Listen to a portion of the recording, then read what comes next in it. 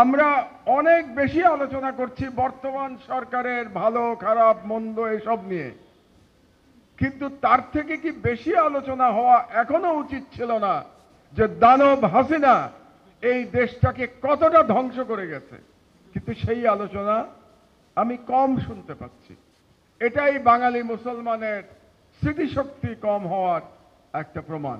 এবং আপনারা জানেন যে 9 দিন আগে নির্বাচন শেষে আসার পরে 5 দিন জেলে ছিলাম, এবং এই 5 দিন জেলে থাকা অবস্থায় বাংলাদেশের সর্বশ্রেণীর নাগরিক আমাকে যে ভালোবাসা দেখিয়েছেন, আমাদের ডায়াসপোরা বিদেশ থেকে যে ভালোবাসা দেখিয়েছেন, তার কৃতজ্ঞতা জানানোর ভাষা আমার নাই।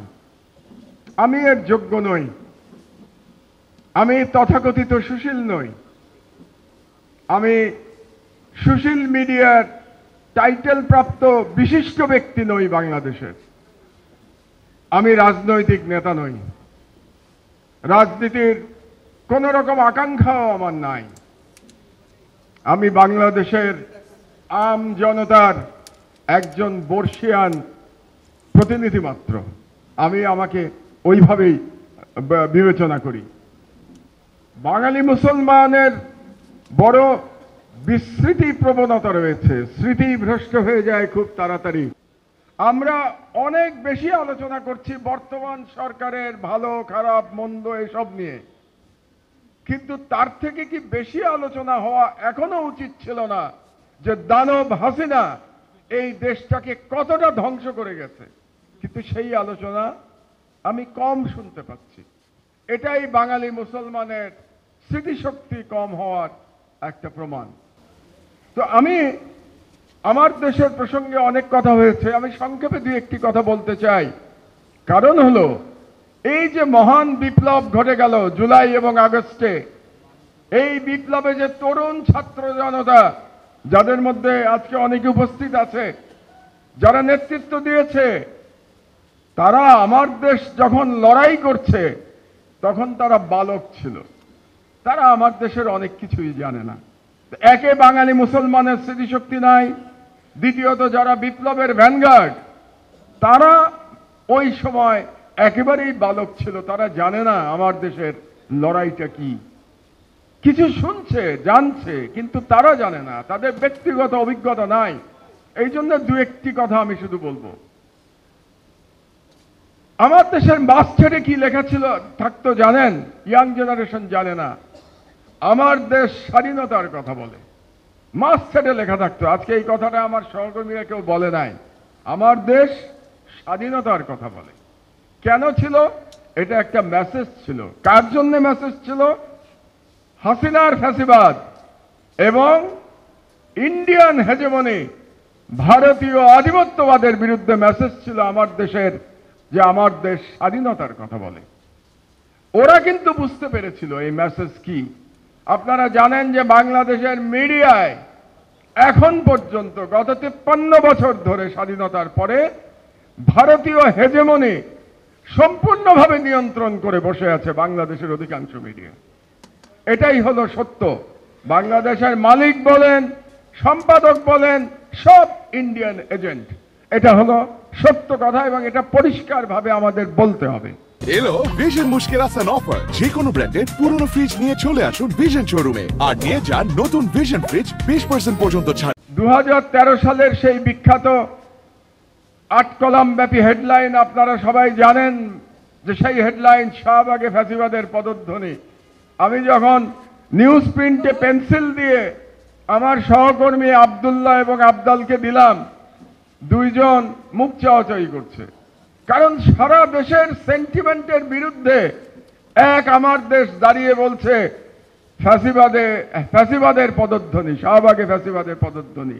সেদিন ঘটনাচক্রে একজন উপস্থিত ছিল, আমার দেশের না, তিনি আজকেও উপস্থিত, তাকে দেখতে পাচ্ছি আমি। এবি পার্টির প্রধান মজিউর রহমান মঞ্জুও সেদিন বসা ছিল ওখানে।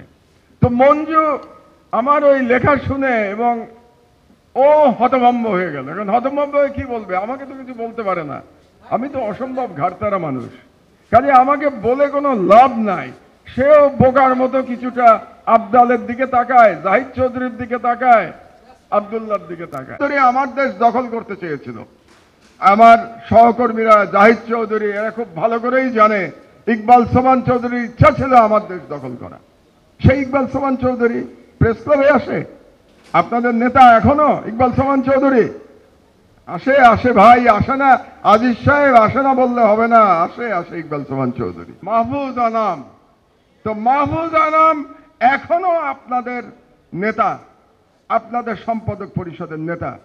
তো মাহফুজ আনামের ব্যাকগ্রাউন্ড কি? আপনারা যে বললেন আজিজ সাহেব ফ্যাসিবাদ মুক্ত দেখতে চান সরকারকে, আগে আপনাদের মিডিয়া ফ্যাসিবাদ মুক্ত করেন। যদি সাহস থাকে মাহফুজ আনামের সামনে গিয়ে বলেন আপনাকে ক্ষমা চাইতে হবে এই লেখার জন্য, তারপরে আপনারা সরকারকে বলতে পারবেন যে আপনারা প্রশাসন মিডিয়া কি বলে ফ্যাসিবাদ মুক্ত করেন। আগে মিডিয়া ফ্যাসিবাদ আপনারা মুক্ত করে নেন। তো এখন এই যে মিডিয়া, এই মিডিয়ার ন্যারেটিভ কি ছিল? এই মিডিয়ার ন্যারেটিভ ছিল মৌলবাদ এবং ইসলামী জঙ্গিবাদ।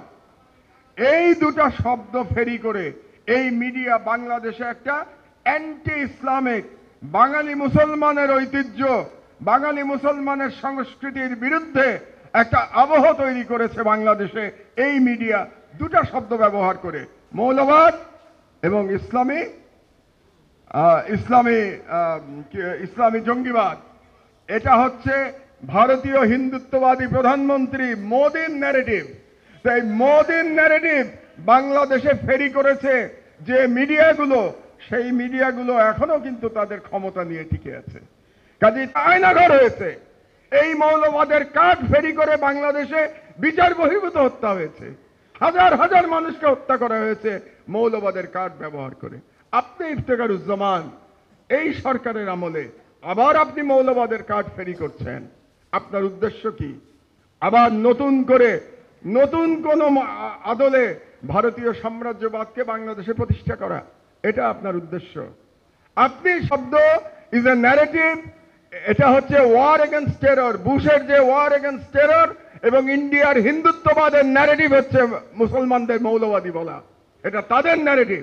আপনি সাম্প্রদায়িকতার বিরুদ্ধে বলেন, আমরা আপনার সঙ্গে আছি, কিন্তু মৌলবাদ শব্দ বলবেন না। আমরাও সাম্প্রদায়িকতার বিরুদ্ধে, কিন্তু সাম্প্রদায়িকতা কি কেবলমাত্র মুসলমানদের মধ্যে? অন্য ধর্মের সাম্প্রদায়িকতা নাই? আপনার এই যে এত বড় একটা প্রতিষ্ঠান বাংলাদেশের হিন্দু বৌদ্ধ খ্রিস্টান পরিষদ, এটা তো একটা প্রকাশ্য সাম্প্রদায়িক সংগঠন। তাহলে তার বিরুদ্ধে তো আপনি কখনো বলেন না। তার নামের মধ্যেই তো সাম্প্রদায়িকতা, হিন্দু বৌদ্ধ খ্রিস্টান ঐক্য পরিষদ। এটা তো by name is a communal organisation. আপনি চাই মৌলবাদের কার্ড আবার নতুন করে খেলবেন না বাংলাদেশে। আর অতি ইসলামিস্টদের সম্পর্কেও আমার কিছু কথা আছে। অতি ইসলামিস্ট হবেন না। 16 বছরের ফ্যাসিবাদী সরকারের আমলে আপনারা লড়াই করতে পারেন নাই। এখন একটা পরিবর্তন সাধিত হয়েছে, ফ্যাসিবাদের পতন ঘটেছে। আপনারা অতি ইসলামিস্ট হয়ে বাড়াবাড়ি করবেন না। বাড়াবাড়ি করলে বাংলাদেশের ইমেজ নষ্ট হবে, ভাবমূর্তি নষ্ট হবে। এবং অতি ইসলামিস্ট যারা বাড়াবাড়ি করছেন দুর্গাপূজা নিয়ে, কিংবা অন্য ধর্মের মানুষ নিয়ে, কিংবা আস্তিক আর নাস্তিক নিয়ে যারা বাড়াবাড়ি করছেন, তাদেরকে আমি বলে রাখছি, আপনারাও প্রকারান্তরে আপনারা ভারতীয় যে তাদের যে কৌশল, সেটা আপনারা বাস্তবায়ন করছেন। কাজে আমাদেরকে সতর্ক থাকতে হবে। যেমন করে আমরা ইফতেখারুজ্জামানের মৌলবাদী কার্ডের প্রতিবাদ করব, সেরকম করে আমরা অতি ইসলামিস্টদেরও আমরা প্রতিহত করব। এটা আমাদের করতে হবে, তাহলেই বিপ্লব সফল হবে। আদারওয়াইজ বিপ্লব সফল করা মুশকিল হয়ে যাবে।